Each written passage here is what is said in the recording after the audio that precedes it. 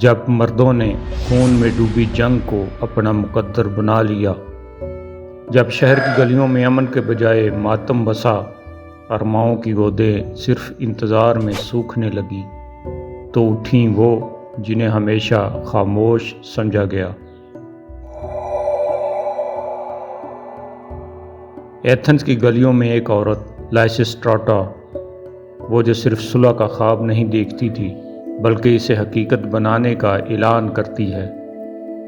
اس نے عورتوں کو جمع کیا، ایتھنز کی، اسپارٹا کی، دشمن اور دوست سب کو، اور کہہ دیا جب تک مرد جنگ چھوڑ کر واپس نہ آئیں ہم انہیں اپنا پیار نہیں دیں گی۔ یہ صرف ہنسی نہیں، یہ ایک بغاوت تھی، ایک انقلاب جو محبت کے ہتھیار سے لڑا گیا۔ محبت بمقابلہ جنگ۔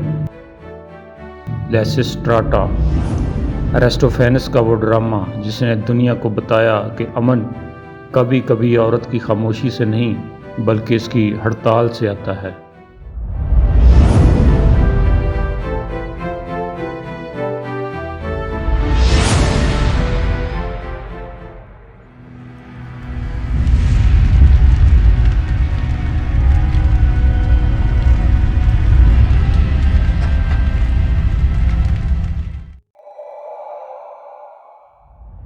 تربیہ، مزاحیہ یا کامیڈی۔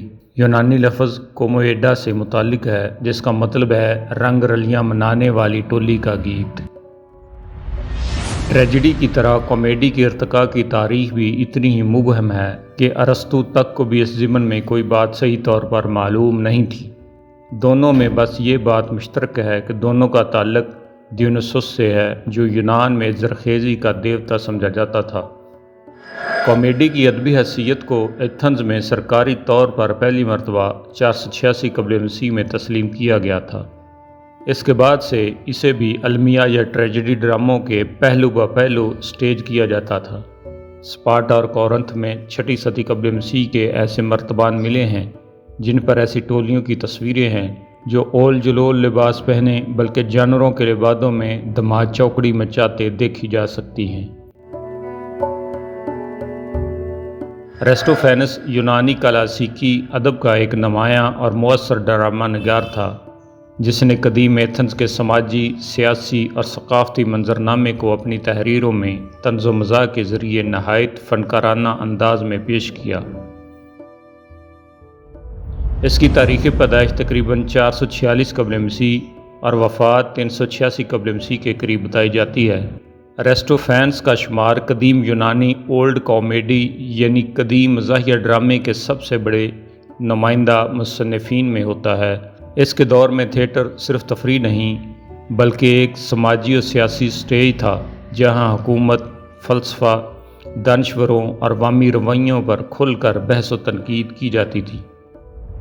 ایرسٹوفینس ایک ایتھنیائی شہری تھا جو کیداتھی نائن کے ڈیم سے آیا تھا جو پانڈونیس کے ایٹک قبیلے کا حصہ تھا۔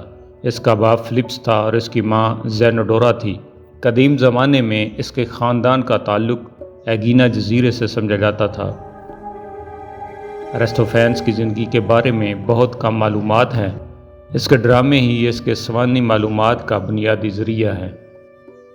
جب ایرسٹوفینس نے اپنا پہلا ڈرامہ دی بینکویٹرز تیار کیا تو اس وقت ایتھنز ایک پرجوش سامراجی طاقت تھی اور پیلوپونیشین جنگ کا چوتھا سال تھا۔ اس کے ڈرامے اکثر پرانی نسل کی کامیابیوں پر فخر کا اظہار کرتے ہیں۔ وہ اسپارٹا کے ساتھ جنگ کے سخت مخالف تھا۔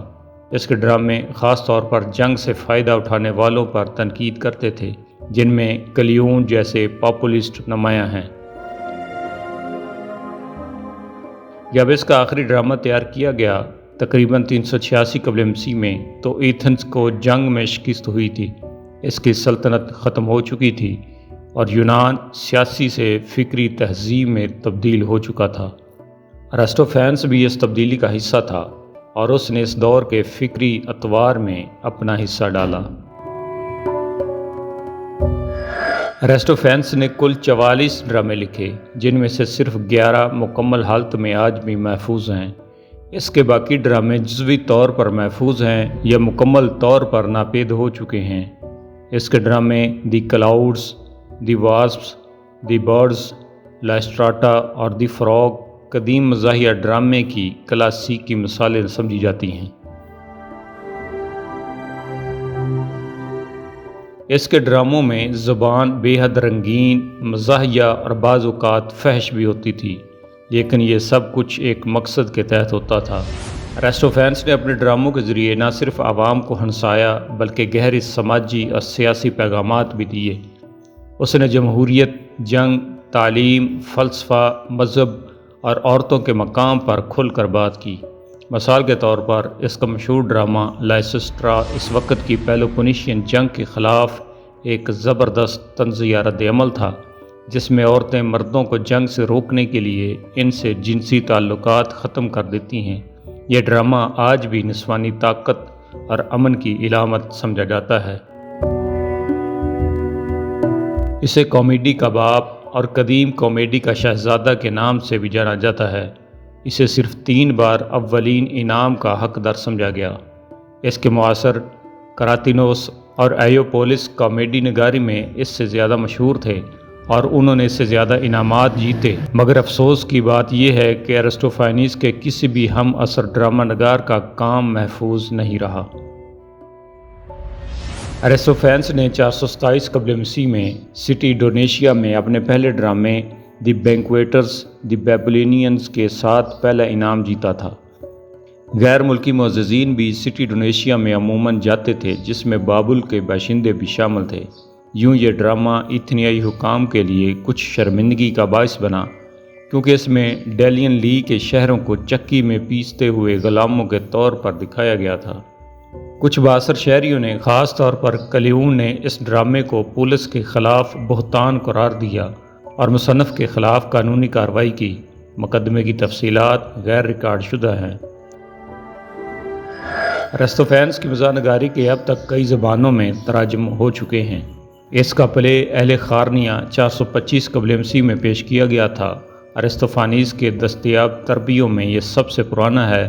اس کھیل کو بھی پہلے انعام کا مستحق سمجھا گیا تھا۔ ایرسٹوفینز کی ایک بہت بڑی خصوصیت یہ تھی کہ وہ اپنے وقت کے معروف فلسفیوں اور سیاستدانوں کو نشانے پر رکھتا تھا۔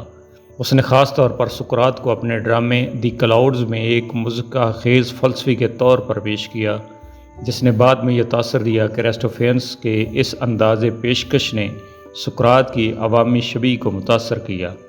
اگرچہ بعد میں مورخین اور فلسفیوں نے اس بات سے اختلاف کیا، لیکن اس حقیقت سے انکار ممکن نہیں کہ ایرسٹوفینز کی تحریریں عوام پر گہرا اثر ڈالتی تھیں۔